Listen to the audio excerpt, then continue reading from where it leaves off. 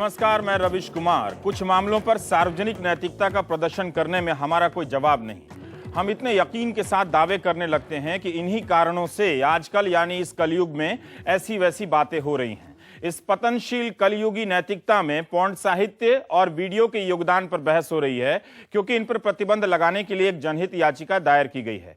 वैसे ये विवाद आज का नहीं है। अगर आपको लगता है कि पिछली सदी पोर्न साहित्य के नैतिक संकटों से आजाद थी, या उससे पहले की 19वीं सदी, या उससे पहले की 18वीं या 17वीं सदी आजाद थी, तो जरा टीवी कम देखिए और इतिहास की तरफ अपनी धारणाओं की गाड़ी भी घुमाया कीजिए। 18वीं सदी के फ्रांस में जो क्रांति होती है, उससे पहले के समय में वोल्टेयर और रूसो से ज्यादा लोग काम विषयक और पोर्नोग्राफिक किताबें पढ़ा करते थे।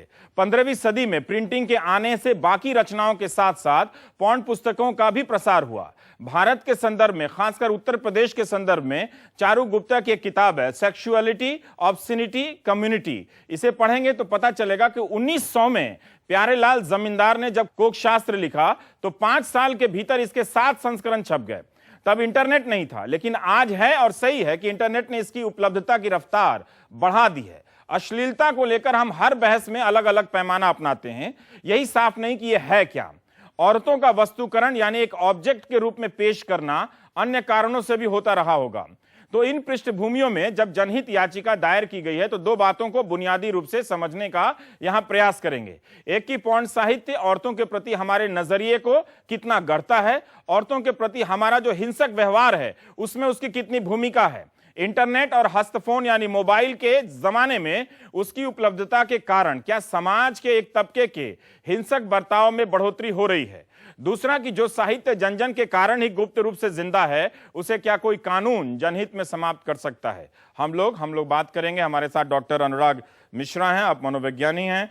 NIMM वेटिकार्ड हैं, आप पत्रकार हैं। रंजना कुमारी जी, आप सब जानते हैं इनको। और विजय पजवानी साहब वकील हैं, जिन्होंने जनहित याचिका दायर की है अपने वकील की तरफ से, एक अपने मुवक्किल की तरफ से आपने दायर की है। विजय साहब, हम आपसे आप ही से पहला जानना चाहते हैं कि क्यों आपको लगा कि आजकल जो बहुत सारी चीज़ें हो रही हैं उसमें पोर्न साहित्य का, वीडियो का, इन सामग्रियों का योगदान है जिस पर प्रतिबंध लगाना चाहिए। बहुत सी चीज़ें हो रही हैं, लेकिन पोर्नोग्राफी इस हद तक पहुंच गई है, जो ब्रूटैलिटी, जो वायलेंस और इस तरह की चीज़ें जो दिखाई जा रही हैं इन फिल्मों में, छोटी छोटी फिल्में हैं, उससे बहुत एक ख़राब असर पड़ रहा है।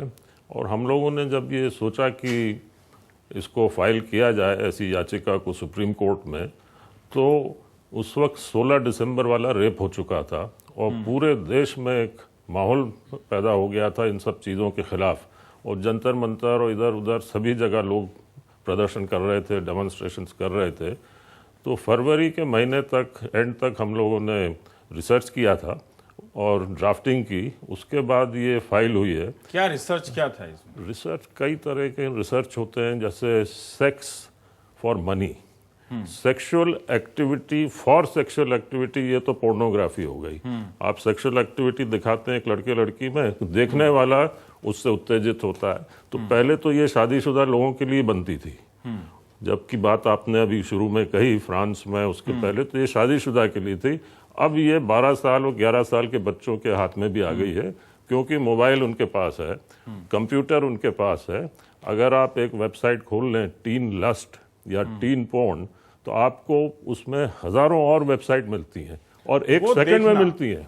वो देखना, उनमें से बहुत सारी चीज़ें गैर कानूनी होती हैं, वो देखना और औरतों के प्रति हमारे व्यवहार पे, दोनों में क्या संबंध है? कैसे आपको लगा कि कोई रिलेशन बन रहा है जिस पे इसके खिलाफ कदम उठाना चाहिए? जितने लोग यहाँ बैठे हैं इस वक्त भी ऑडियंस में, मैं उनको 5 मिनट नहीं, सिर्फ 2 मिनट वो दिखाऊंगा। कोई भी वीडियो ऐसा पोर्नोग्राफी का, बिल्कुल मैं यकीन से कहता हूँ कि सेक्सुअल अराउंसमेंट होगा उनको विद इन 2 मिनट्स।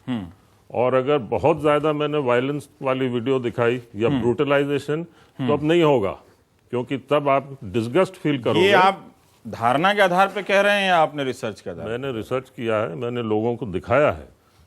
और जब यही मैं तभी बोल रहा हूं कि एकदम 2 मिनट में सेक्सुअल अराउजमेंट होता है, आदमियों में भी औरतों में भी।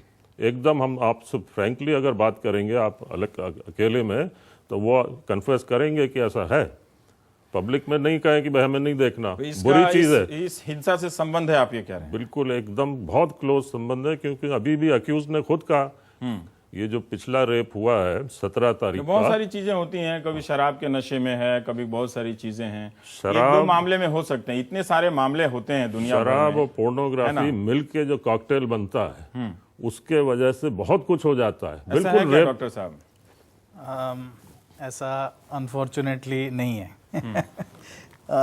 कोई भी क्लिनिकल कोई भी डेटा नहीं है हमारे पास जो ये चीज़ साबित करता है। आई थिंक इसमें समझने की बात यह है कि एसोसिएशन और कॉजेशन दो अलग चीज़ें होती हैं। कि कोई चीज़ किसी चीज़ के साथ एसोसिएटेड हो सकती है पर ज़रूरी नहीं है कि कॉजेटिव हो। तो जैसे अल्कोहल एसोसिएटेड हो सकती है या पोर्नोग्राफी देखना एसोसिएटेड हो सकता है।